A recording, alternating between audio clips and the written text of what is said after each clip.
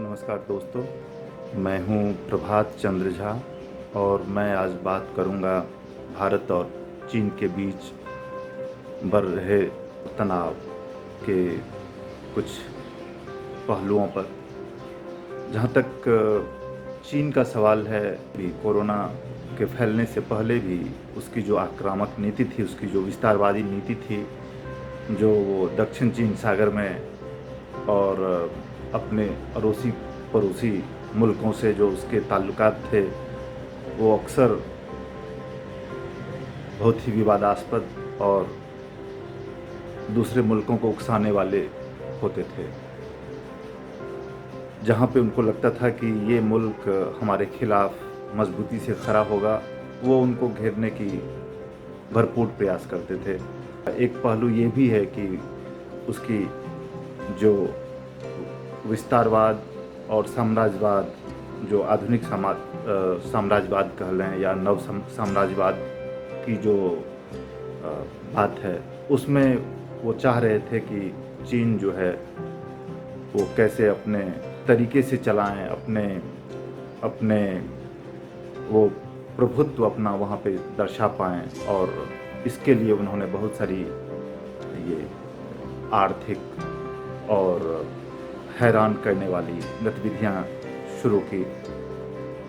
खैर, वो तो कोरोना से पहले की बात थी, लेकिन अभी भी कोरोना के बाद की जो वैश्विक पटल पे स्थितियां बदली, उसमें चीन अपने आप को बहुत हद तक कोशिश कर रहा था कि लोग उसको एक बेचारा और मासूम समझें कि वो इसमें किसी भी हद तक उसका कोई दोष नहीं है। लेकिन जो पश्चिम के देश हैं और एशिया में भी जब लोगों ने उसके करतूतों को प्रश्नवाचक दृष्टिकोण से देखना शुरू किया, तो फिर चीन जो है वो बहुत आक्रामक हो गया। और इसी का परिणाम है कि उसको एशिया में अपने पड़ोसियों में सबसे अधिक मजबूत अगर कोई दिख रहा है तो वो भारत दिख रहा है। तो इसके लिए उसने भारत को शांत करने के लिए, भारत को कैसे रोका जाए, भारत को कैसे नहीं बढ़ने दिया जाए, इसके लिए उसने कई तरीके अपनाए। उसमें से जो ये अभी जो लद्दाख और अरुणाचल के सिक्किम के आसपास के कुछ क्षेत्रों में जो भारतीय और चीनी सेना का जो टेंट लगाने का या भारतीय सेना के साथ उसकी जो झड़प है, इन सब चीज़ों पे उसने वो करके दिखाया है कि भारत एक तरीके से अपनी हद में रहे। इसके लिए भारत को चेक एंड बैलेंस करने के लिए उसने इस तरीके का अपना ये एक प्रेशर टैक्टिक्स बोलते हैं इसे, उसने ये अपनाया है। इसके साथ ही अगर हम और भारत के अड़ोसी पड़ोसी देशों की ओर देखें तो वो देख रहा है कि पाकिस्तान की हालत खस्ता है। पाकिस्तान से अब भारत को टैकल वो नहीं कर सकता है अप्रत्यक्ष रूप से, जैसे वो पहले किया करता था।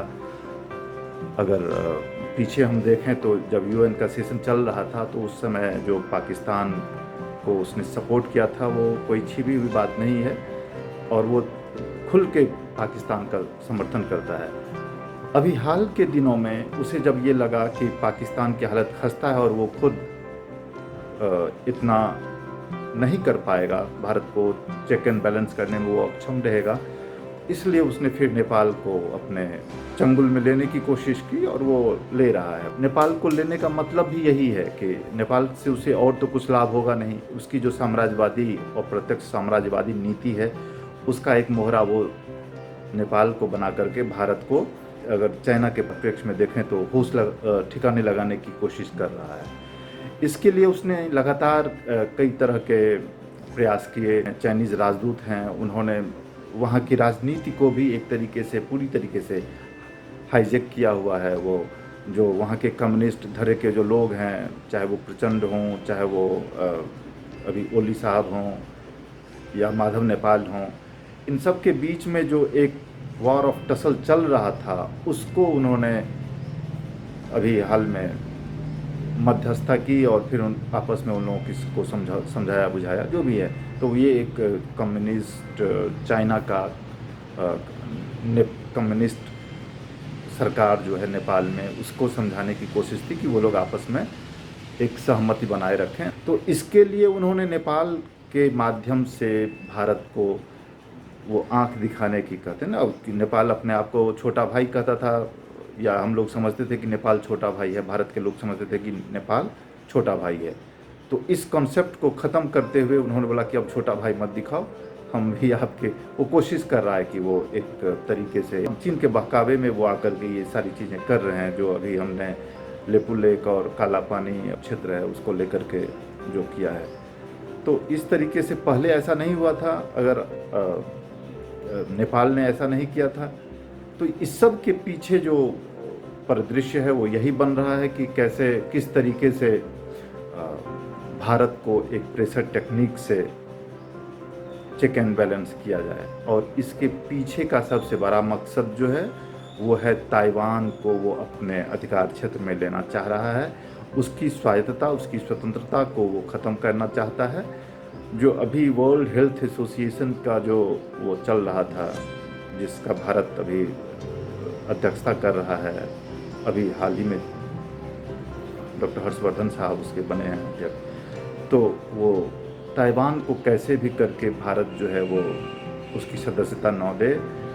पश्चिमी देश, चाहे वो अमेरिका हो खास करके या कोई और भी देश, उसके थ्रू से जो वो प्रेशर बन रहा था कि ताइवान को एक उसकी जगह दी जाए, उसको पहचान मिले, उसको मान्यता मिले, उसको चेक एंड बैलेंस करने के लिए कि ताइवान के साथ आप न जाएं, बहुत प्रेशर वो दे रहे थे।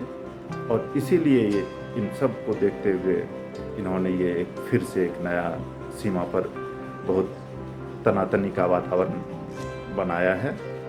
और इस सब के मूल में जाएं तो जो चाइना की जो नीति रही है, विस्तारवादी नीति रही है, जो नव साम्राज्यवाद का जो उसका कॉन्सेप्ट है, जो वो आने वाले दिनों में और आक्रामकता दिखा सकता है। हम इस पे विस्तार से और अगले वीडियोज़ में चर्चा करेंगे। धन्यवाद। अगर आपको ये वीडियो पसंद आया तो इसे लाइक करें, शेयर करें और हमारे चैनल न्यूज़ फिंक को सब्सक्राइब करना